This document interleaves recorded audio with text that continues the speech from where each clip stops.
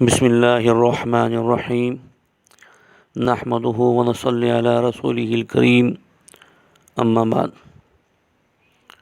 تقریباً پچھلے 2 مہینوں سے لاک ڈاؤن چل رہا ہے۔ لاک ڈاؤن سے پہلے، شب برات سے پہلے و رمضان المبارک کی آمد پر ناچیز نے الگ الگ 3 آڈیو میسیج جاری کیے تھے۔ تمام حضرات احتیاط کر رہے ہیں، گھروں میں رہ کر نماز و عبادت میں مشغول ہیں۔ اب عید الفطر یعنی رمضان عید کی نماز سامنے ہے۔ بہت سارے لوگوں کی طرف سے اس کے بارے میں پوچھا جا رہا ہے۔ یہ مسئلہ صرف ہماری ہی نہیں بلکہ دنیا بھر کے مسلمانوں کے ذہن میں کھڑا ہے کہ لاک ڈاؤن کے درمیان عید کی نماز کیسے ادا کریں۔ اسلام دستور حیات ہے۔ زندگی کے ہر مرحلے میں و ہر مسئلے میں اسلام ہماری وہ پوری انسانیت کی رہبری کرتا ہے۔ یہ کھلی کتاب کی طرح ہے کہ ایسے موقعوں پر اسلام لاک ڈاؤن اور آئسولیشن کی تعلیم دیتا ہے۔ ایسی صورتحال و ایسا مسئلہ چونکہ ہماری زندگی میں پہلی بار آیا ہے، اس لیے ہم پریشان ہیں، لیکن مذہب اسلام میں ہر مسئلے کا حل موجود ہے۔ نبی کریم صلی اللہ علیہ وسلم نے احتیاط کرنے کی اور پرہیز کرنے کی تعلیم اور تاکید تمام امتیوں کو دی ہے۔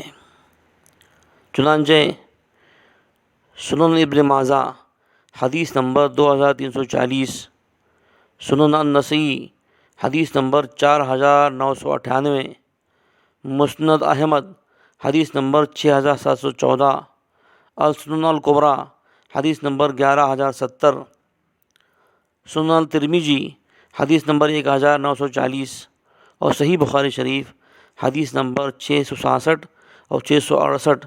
ان احادیثوں کے حوالے سے معلوم ہوتا ہے کہ پیغمبر اسلام جناب محمد رسول اللہ صلی اللہ علیہ وسلم نے لاک ڈاؤن و آئسولیشن کی تعلیم و تاکید دی ہے۔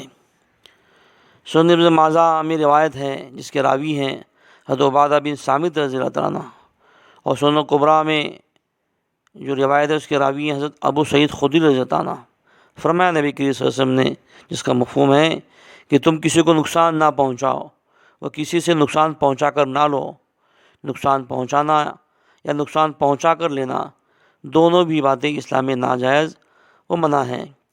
کوئی کورونا انفیکٹڈ شخص ہجوم میں آ کر اوروں کو نقصان پہنچاتا ہے، یا کوئی تندرست و ٹھیک ٹھاک شخص ہجوم میں جا کر خود کو نقصان پہنچا کر لیتا ہے، یہ دونوں باتوں کی اسلام اجازت نہیں دیتا اور دونوں باتیں اسلام میں منع ہیں۔ ایسی صورتحال میں ہجوم کر کے نماز پڑھنے کی کوئی گنجائش نہیں ہے۔ اس لیے گزارش ہے کہ مسجدوں میں صرف 4 یا 5 لوگ ہی عید کی نماز ادا کریں، باقی تمام حضرات اپنی اپنی گھروں میں عید کی نماز ادا کریں۔ حکومت کی طرف سے جو لاک ڈاؤن چل رہا ہے یہ عین اسلامی تعلیمات کے مطابق ہی ہے، لہٰذا اس کا بھرپور تعاون کریں۔ ہم جمعہ و فرض کی نماز اب تک گھروں میں پڑھتے آ رہے ہیں، اب عید کی نماز بھی ہمیں گھروں میں ادا کرنی ہے، لہٰذا وہ کیسے پڑھیں، اس کی شرائط کیا ہیں، اس کے اوپر چند باتیں عرض کرنی ہیں، غور فرمائیے۔ جمعہ کی نماز کے لیے جو شرائط ہیں وہی شرائط عید کی نماز کے لیے ہیں۔ فرق اتنا ہے کہ جمعہ کی نماز میں نماز اور خطبہ دونوں فرض ہیں، لیکن عید کی نماز میں نماز واجب ہے اور خطبہ پڑھنا سنت ہے۔ جمعہ کی نماز کے لیے اذان و اقامت ضروری ہے، عید کی نماز کے لیے اذان و اقامت نہیں ہوتی۔ جمعہ کی نماز میں پہلے خطبہ و بعد میں نماز ہوتی ہے، تو عید کی نماز میں پہلے نماز و بعد میں خطبہ ہوتا ہے۔ لہذا چند شرائط ہیں اس کے۔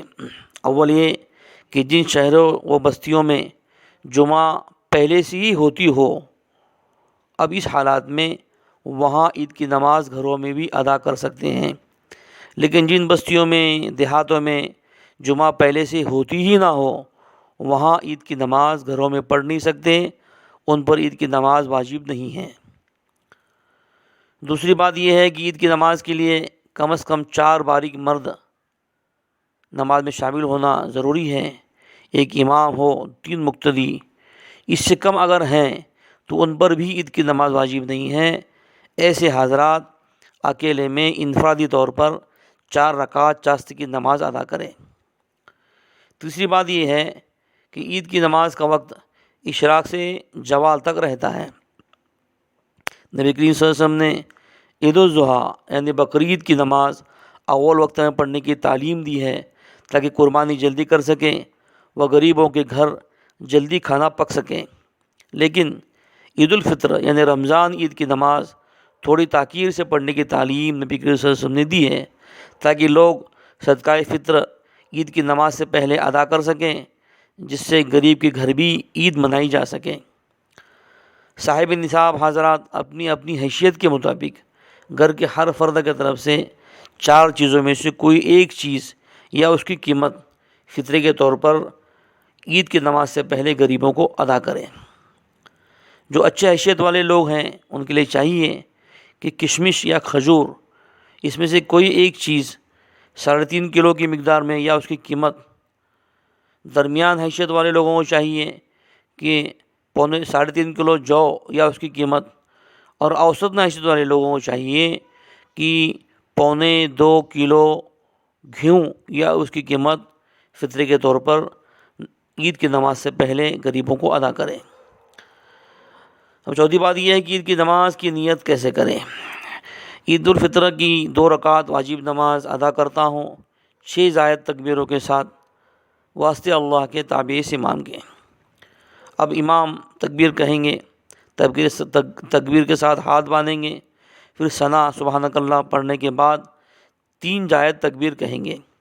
بعد میں سورہ فاتحہ وہ 1 سورت پڑھیں گے، اس کے بعد رکوع و 2 سجدے کریں گے، پھر دوسری رکعت میں سورہ فاتحہ و 1 سورت پڑھنے کے بعد رکوع میں جانے سے پہلے 3 زائد تکبیر کہیں گے، وہ پھر رکوع میں جائیں گے۔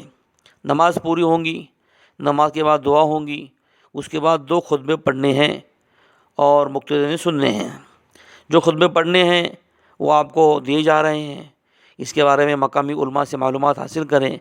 اگر امام کو خطبہ پڑھنا ہی نہ آتا ہو تو پہلے خطبے میں سورہ فاتحہ وہ 3 مرتبہ درود شریف پڑھیں، وہ کرسی پر بیٹھ جائیں، آدھا منٹ یا 1 منٹ بیٹھنے کے بعد دوسرے خطبے کے لیے کھڑے ہو جائیں، دوسرا خطبہ پڑھیں جس میں سورہ فاتحہ درود شریف 1 آدھ سورت پڑھیں۔ یاد رہے کہ عید کی نماز کے بعد خطبہ پڑھنا بہتر اور اولیٰ ہے، لیکن کسی مجبوری کی وجہ سے خطبہ نہ پڑھ سکیں تب بھی عید کی نماز ہو جائیں گی، لیکن جمعہ کی نماز کے لیے خطبہ پڑھنا ضروری ہے، بغیر خطبے کی جمعہ کی نماز نہیں ہوتی۔ مزید معلومات اگر چاہیے تو مقامی علماء سے حاصل کریں اور عید کی نماز اپنے اپنے گھروں میں ادا کریں۔ اللہ تعالی ہم سب کو عمل کرنے کی توفیق عطا فرمائے، اپنے رضا اور خوشنودی عطا فرمائے۔ اللہ تعالی اس وبا سے ہماری اور دنیا بھر کے امن پسند انسانوں کی حفاظت فرمائے۔ آپ سب کو عید مبارک ہو۔ پروردگار جلد از جلد اس وبا سے ہمیں نجات فرما کر کے مسجدوں میں جا کر عبادت کرنے کی توفیق عطا فرمائے، آمین یا رب العالمین۔ وآخر دعوانا ان الحمد للہ رب العالمین۔